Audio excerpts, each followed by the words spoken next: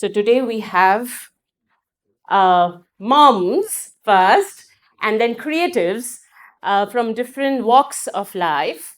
And I would be really happy if all of you also could join in the conversation when we open the discussion to all of you.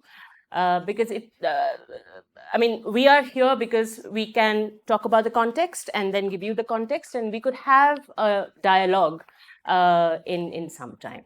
So thank you very much. So I would like to start with you. If you could just tell a little bit about, all of them are creatives, by the way, but from different areas of life. Yeah. All right. Hi, my name is Deeksha. I'm parent of Gayatri. I'm a counseling psychologist as well as a creative writer. I do content building for advertising primarily. Gayatri joined the online session.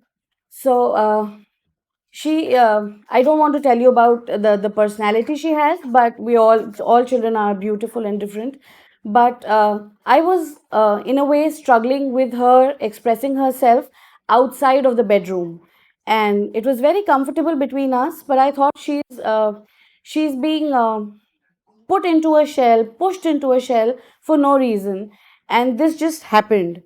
And my first interaction with Vishakha was online when we were trying to take a trial class. And 2 minutes, and I kid you not, it was not even 180 seconds. 2 minutes in less than 2 minutes into it, and I was asked to leave the room, and she was bubbling with laughter and joy and smile. And I don't have to be in that room, and it has been a wonderful journey then on. A lot of people have come forward and asked, when is the performance, what is she doing, do you have videos? And I said, I have none, and I don't want to. I don't want her to perform. I want her to be. I want her to be in a class where she's not thinking about performing or what she's saying, but just being and exploring herself, because it later helps her to be herself. Thank you. Thank you. Ready? I'm Meghna, and my daughter Anahita, who's been comparing and who said she's been a student with Joy of Drama for 5 years. And I think through her, we have all been students of Vaishali, my husband, and me. Uh, my line of work primarily, I am a creator in a very different sense of the word. I work with wood, and so I'll leave it at that. I'm a military spouse. I've been married to a fighter pilot for 27 years. And why I choose to say this about myself, that is not how I identify myself, but that's just to give you a sense of what life has thrown at us.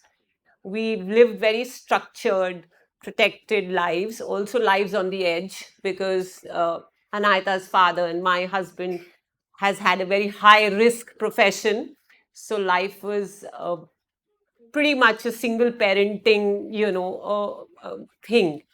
And for us as parents, it was very important that even though we lived in very small, back of beyond places, we should be able to expose our children. I have a 23-year-old son, and Anahita is almost 18 now, to other things than the usual. So, when the first opportunity of exposing them to a world which was very different from an art class in terms of drawing or painting or singing, no, those are great as well. I do not mean to compare, but we kind of took it, and here we are today. And when we were moving to Delhi, we were told, we in fact actually, this I haven't told you, Vaishali, our choice of house was where we could have an Ahita come and learn from you. So we were told that you need to go meet Vaishali Chakravarty in Delhi. Pair pad lena, even if it comes to that.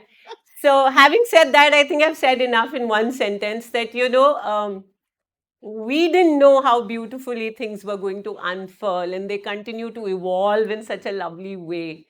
Now, she has teaching us so much, Anahita, when she comes back from a class or a discussion, or she was part of the Shakespeare program to UK.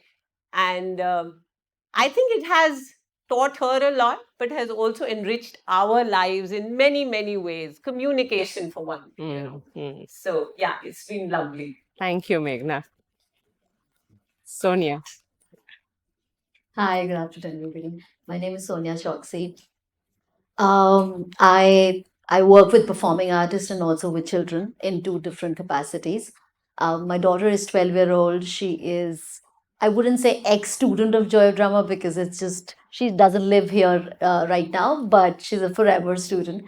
But Vaishali, Shashwat, and I go back like 20, 25, whatever, long back into theatre.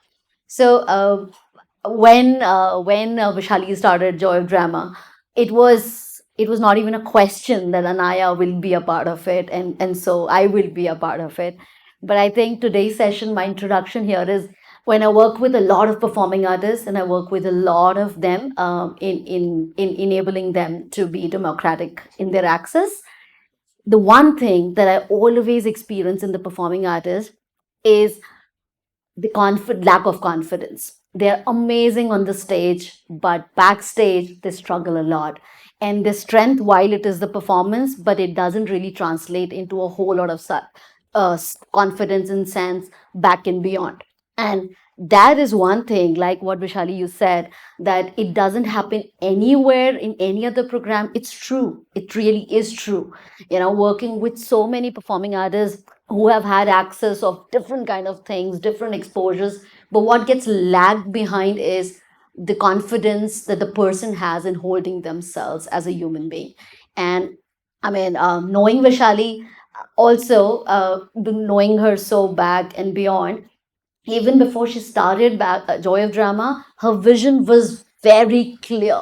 Though it's obviously taking years to sort of get solidified into words and translates into action, but दिख जाता है ना, जो जी रहा होता है उस चीज को ना, उसको पता होता है, वो बताते बताते समझाते समझाते और प्रूव करते करते थोड़ा टाइम लगता है. That's exactly what it is. But it is what she dreamt of, she and Shashwat dreamt of day one is true. And I think जिस भी बच्चे को इसकी access मिल जाती है, and like you said, it's not just the child but the family. It is just a gift to ourselves, and we have the gift. Thank you. Thank you. Thank you. So today's conversation, we'll try and look at how we look at our children as not as mothers. How do we look at children growing up, their ideas, their thoughts, and their actions when we step out of the role as parent? What are the things that we would like to do and can't do? And what are the things that we expect the child to do as a child, not as your child to do, but they are not able to do? And where do you find those, struggles? Uh, how do you see a child when you're not a mother? One thing that I have been experiencing a lot, Gayatri has been a very articulate child from preschool. So putting her thoughts together was never a problem. But putting it across adults outside the bedroom, like I said earlier, was always a problem. Because sometimes, or most of the times, children are shushed away saying that it's nothing to do with you and you don't know about this. Instead of spending 2 extra minutes in explaining what these riots that recently happened were about, from that to anything. Why do we associate discussions with children, limit discussions with children only to education and learning? Why not everyday life? Environment is a big part of our life. Why do we now? It has started. Last 5 years, we've been more conscious and vocal about it. But why not every aspect of life? It is involving them because it is involving us. So I feel that openness of conversation and communication should be much wider than what it is today. So when you see your child outside your mother-daughter relationship and you see her outside interacting with others, what do you feel? How do you perceive her, and what do you see her doing? I don't see her under some pressure to perform or state her being or presence. And that is amazing. I sometimes struggle that, oh, I went to so and so place and maybe I didn't leave a mark. And it is not, she's not bothered about it. She said in online classes, which was primarily where a lot of learning got influenced and I got exposed to her, where I was passively seeing what's happening, I would sometimes tell her, you know the answer, why aren't you raising your hand? And she's like, I have, but there are other children making noise and I don't want to populate that noise. And I was like, where is that wisdom coming from? It's reflection. I'm almost doing it on a daily basis with her. Yes, thank you. Thank you. Reflection is something that, how do you reflect when you look at her? So Anaya has always been a quiet child, always been a reader, and our house is generally very quiet, very very quiet. So when she was very little, कोई भी sound होती थी, any loud music, कहीं से भी कुछ बज रहा होता था, एनी काइंड ऑफ थिंग, वो कान पकड़ लेती थी. So it and children normally, with children they shout, masti, the volume levels are high, and obviously she was going to school and everything. तो मुझे लगा क्यों ऐसे क्यों कर रही है, and is she scared of something, or is it her liking and preferences, what is it, कान क्यों बंद कर रही है, right? So I enrolled her in classical music, and I just wanted, my only intuition was that, if she exposes to rhythm and is also able to translate that rhythm out of her system, she might have a different connotation to sound that is currently problematic for her, you know. So and it did wonderful. The classical music, like 4 days, 5 days, she was a transformed person. So to answer your question, how do I perceive her while not being a mother, is somebody who's always present to the moment. She's always present to the moment, and she's always making a choice. She always makes a choice, and that's like, even if I look at her as an individual, that's who she is. But also, when I work with a lot of children, I make interactive books for them. I must say that I find the other children to be equally that, not just an. I was just giving an example because obviously apna bachcha hai to closely janti ho. But so when I make books, I put dark colors in them. I like them, deep colors. मुझे बड़े लोग, सारे लोग, publishers, buyers, retailers, distributors, बोलते हैं इतने dark colors बच्चों को नहीं पसंद है, you know. So I said, okay, we'll test it out, you know. So बच्चे आके उनको पूछते नहीं हूँ मैं exhibition में, what did you like, what did they pick up everything that I have fondly put in the book, but I'm of course not talking about that. तो aunty ये बहुत मजेदार है, इसकी आवाज कितनी अच्छी है, ये तो बहुत सुंदर है. So obviously not decoding it by color or by form or something, but overall liking it. So the way I perceive children is, उनके अपने थॉट्स बहुत क्लियर होते हैं, वो अपनी चॉइसेस बहुत बढ़िया से बना रहे होते हैं, हमारे से ऑब्वियसली इन्फ्लुएंस होते हैं in the right and the not so right manner, but they still have the power, in spite of the influences, to keep deep diving, until of course sometimes it just doesn't work anymore and the rules are really really hard, like sometimes in the schools and stuff. But they're super brave, they're just amazing. Yes, thank you.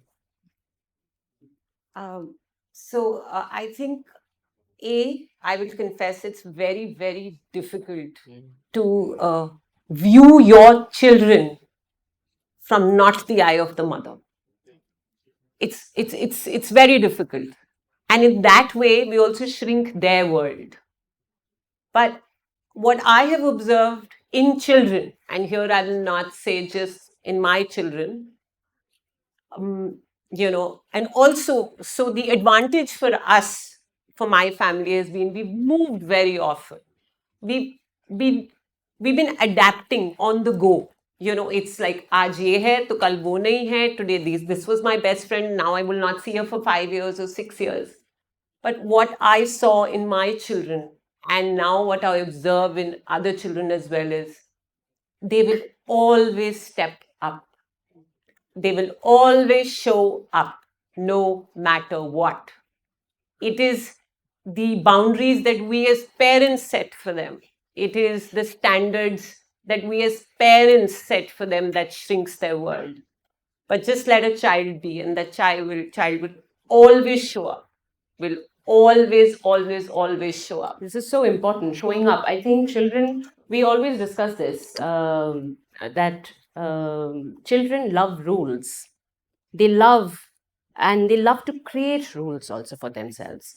And it's very early on when they decide these rules for themselves, that I am going to do this, I'm going to talk like this, and I'm going to take these decisions always. And it's it happens at a very young age.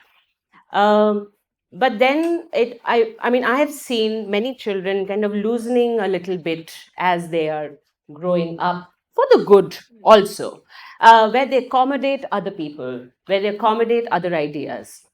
But when you talk about making a choice, when you're talking about taking responsibility, showing up, and when you're talking about not really bothering about what's happening, but keeping herself to in centered and in place, how important do you think is giving an exclusive space for just that, for so that children can just be and do and create and produce at the same time? I think it just kind of cements the faith of the child that this is a possibility.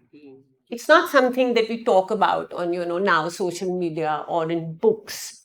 It is when you provide a child with that mental and physical palpable space that, okay, here for the next 1 hour or 15 minutes, even if it were, I can just be. I needn't be this one or that one or be like this or be like that. I can just be. So that not only cements their faith in the principle of just being, I think you also go on to evolve as, more easy adults.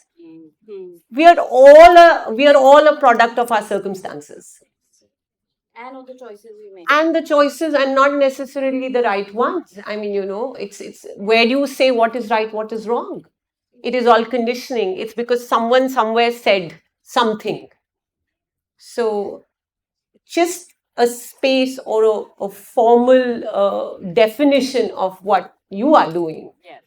I mean, it reaffirms the faith of the child that yes, I can be. This is a true thing. I'm not just told this as a pep talk in class. Ki, listen, you can be what you want to be, and find that person inside you. No, but how? Where? The minute I'll come out of line will be get back into line. So I think it's very important. Also, respecting silences is equally important because we are surrounded by noise, and internet adds to that noise by, I don't know, the quantum of noise is tremendous, and we need that. I'm not saying we don't need it. Social media is relevant in a lot of ways, but overexposure of children is clouding their minds, and their mind genetically is not made to process so much.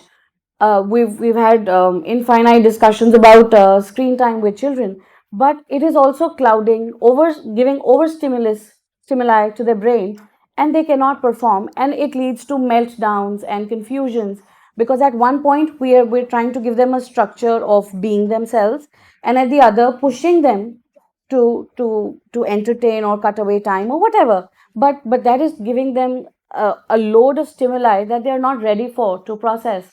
So maybe a class like she does with Joy of Drama, or just sitting with her ukulele and not learning it with some teacher, is giving her that calming down and the silence that she needs to center. Once they're centered, then they're tall trees of future. Yes. So silence needn't really be the absence of noise. Yeah. Yes. I agree. I agree. Yeah. Sonia, you work with a lot of children, and you just mentioned that they come from different places, backgrounds, different households. Um, in the kind of work that you do, she's also a film producer, by the way, and in film production, things that you create creatively, you make things happen. Yeah. How important it is for children to give that opportunity and that that space to kind of play with film or play with ingredients to create something or produce something, and at what age? I mean, I don't think so. We can be debating about that as a yes or a no, seriously, right? I would compare all of what you're saying to a public space. Okay. In the cities that we live in, what does a public space do? What does a nice park also do? just allows us to walk the way we want to walk, in the pajamas, in the shoes. What does that do? Just lets us get comfortable in our own skin, and just be the way we are, not get clad into a particular garment, not sit a particular way, not do anything. That's the public space. And then you also have other people around, because community is important. We can't be just alone. So that's what public space is. Now, what does a film production do? um, we have obviously a certain central idea and a certain central purpose to coming together for the production, but rest everything really happens here, like what we were just seeing here. It really just happens here. But who does that? Who makes those things happen? The people. Who are these people? Adults at that point of time. And what could they be doing right so that the production goes right? Thinking, being comfortable at what they're doing. Does it really happen? Yes, of course it happens. But to a lot of people, it's a lot of struggle if they're not comfortable in their skin, if they're not thinking on the feet, if they're not just okay with making a mistake and yet finding a solution. So, all of these things, as soon as it can be in the absolute environment of a child, it's inevitable that it's a must. It's not even something nice to talk about. It's a must. Yeah, Has to be. we are actually planning to introduce film production, introduce sound production, and music production, because it's very important. Because when we're talking about drama, we do drama till about 13 years, where they are exploring different kinds of ideas and creative avenues. And then we want to create different, pathways for children to go. So do Give you them structure. yeah, to give them structure, they because have not all the everybody ideas. wants to go and become an actor, or Yeah. not everybody wants to become a narrator. Some also want to produce sound, some also want to produce films. Initially, they don't know that they can produce That sound. yeah, Right? yes, Initially, like you just said, that everybody only knows about the top few things. yes, You yes, get and this. we want to go there, There. but the process nobody actually. And it kills you, Yes. because everybody cannot be just that. But in the growing up time, when you realize, okay, I can't be that, or I don't want to be that, then to find other things that you are amazing at, and you would really grow well. But to take away all these social stigmas of, because you've not been introduced to it, it's Yes. not okay, it's not glamorous enough, you don't know the power that you have in that. And Takes a lot of years. And I also, yeah, it takes a lot of years away. We Yeah. save a lot of time, because Yeah. we kill a lot of time just finding out what we want to do. Yeah. Because we don't become an adult at 11, at 18. We become an adult at 25, really, where we actually put everything in our head and we are like, okay, I can do this better than everything else. But the problem is that we have really creative children nowadays. They can do a lot of things at the same time with the same effort. The work that you do, Meghna, woodwork, design, I don't think there's any age to start working with wood. No, I always loved wood, but I gave it a very formal definition when I was 40. So that's what, 10 years ago? Yes. And I confess, I do sometimes feel, oh God, imagine if I would have started at 20, 25, I would have been a big brand name. But then recently, it's interesting you should bring this up. While my son was here, he and I started having this conversation about work. And I was scribbling to my husband. I said, ye kya hai? Every time you move, I have to move. And, now I'm not, I mean, we probably now almost settled in Delhi.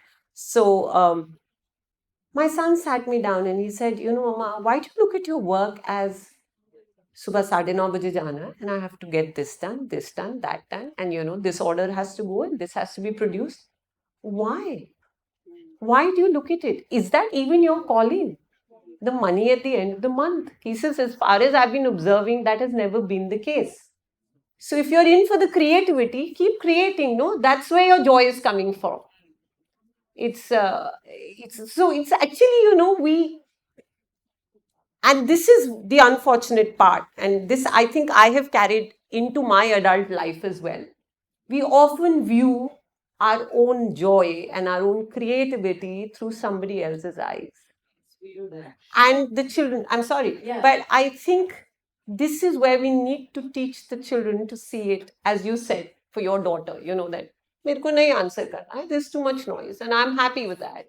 Even if you want to make this into a profession and earn money from that, it's important to kind of look at it at an early age. I mean, you can really make a career out of anything you want to I'll do. give an example. Yeah, yes. So it's all about exposure, basically, right? So when at what time do we get an exposure? So really no time. Anyways, they're getting exposed. We are all getting exposed by default to a lot of stuff. So when some exposure can be curated, can be sort of somebody make sure that it is in the best possible manner. It has its advantage. An example: when I make books, I am obviously writing them working from home, and very very early on, she's now, Anna is now 12, but I think maybe 5 6 years back, I just gave her one of my script, and because it's for children, it is for people of her age. So I just said, एक बार पढ़ के मुझे बताओ, how does it sound. And the edit that she did, it was just perfect. I mean, you would have done that, right? Like, I mean, not to take away anything from your experience, but I'm saying, because it was meant for her age, right? Yeah. Now that exposure, Vishali, like that, it was just a sort of just me and her doing things. But since then, she is very comfortable with editing, which wasn't a term in her vocabulary at 7 years of age, right? So now she doesn't have she doesn't have any fancy, or she doesn't have any aversion to that. When I make films, she's my spot girl. She's the one jo chai lati hai, pakadti hai. Why? I have done that. I've grown up like that only. And she's comfortable. She knows the role of getting the chai at the right time on the set. She You does know, that. I think what I would like to add over here, the lesser structured a mind there is, the more clarity it will show you. But I must say this and confess, the more structured the methods to give Yeah. them the structure, the more structured our methods are, the more unstructured their thoughts will be, and they will be able to then think differently And to create. to add to this, I want to go back to what you had said in your address. Life skills is something we completely rule out in exposing our children to. Getting chai at a right time is important. Giving instructions to your help in the house is important. Why do we think children can just scream out or wait for Didi or Bhaiya or mother to give those instructions? Why can't they explain how they want their sandwich? That is also a life skill. Yes. And then we complain that this person didn't do this. It's not about the other person, it's about you. Why don't you pause?